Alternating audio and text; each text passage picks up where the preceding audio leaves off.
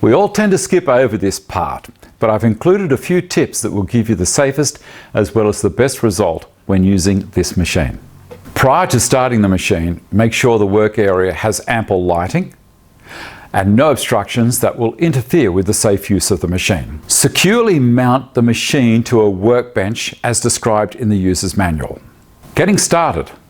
Locate and ensure you are familiar with all of the machine's operations and controls. Check the path of the workpiece for clearance and obstructions when feeding into and also out of the machine. Before turning the planer on, check for loose fasteners, fittings or hardware and be sure the dust cover is properly secured. Lower the cutter head assembly to approximately 25 millimeters above the table. Without putting any load on the planer, test the motor by turning the planer on and allow it to reach full speed. If the planer sounds excessively loud or has an excessive vibration, turn off the machine immediately and check again for any loose hardware and retighten any you may find. Thickness planing sizes your workpiece to your desired thickness while creating a smooth, level surface. The thickness of each cut will depend on the type of wood, hardwood or softwood, the width of your workpiece, straightness, dryness and grain composition. Whenever working with a new piece of wood, first make thin test cuts on a scrap piece to determine potential problems. Planing. Thickness planers work best if at least one side of the work has a flat surface. When both sides of a workpiece are rough, use a surface planer or jointer first to define the initial flat surface. Plane one side of the workpiece, then flip the workpiece and plane the surface of the reverse side. Here's a tip. Always plane both sides of the workpiece to reach the desired thickness. This will leave the workpiece with uniform moisture to prevent warp during the drying process. When one end of the workpiece is thicker than the opposite end by more than 3 millimeters, make several cuts with the planer starting with very light planing cuts first. Remember that lighter cuts create a finer finish than heavier cuts.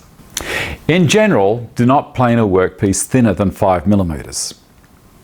Do not plane a workpiece less than 19 millimeters wide.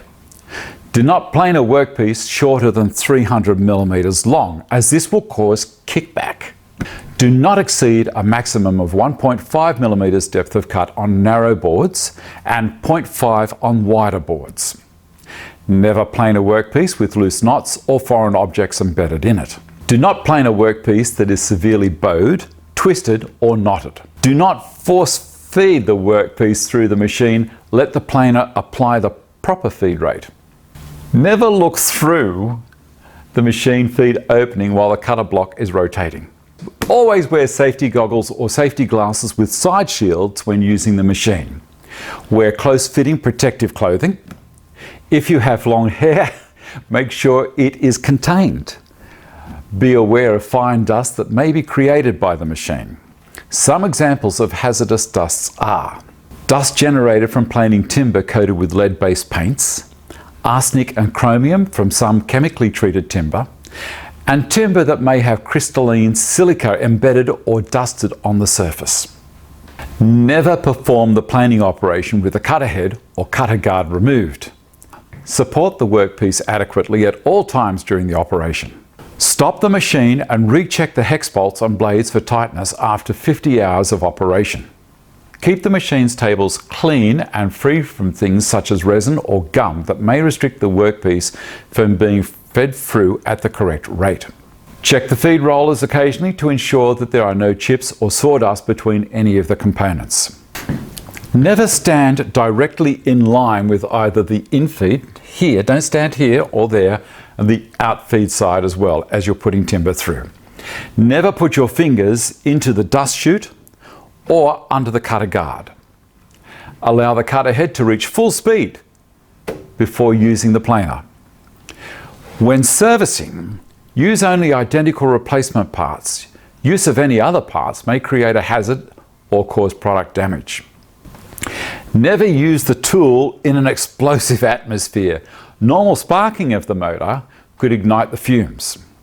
Do not operate the machine while under the influence of alcohol, drugs, or any medication. Always stay alert. Do not allow familiarity gained from frequent use of the machine to cause a careless mistake. Stay alert and exercise control. Watch what you are doing and use common sense. Avoid distractions that will take your focus away from concentrating on the machining task. Never leave the machine unattended while it is running.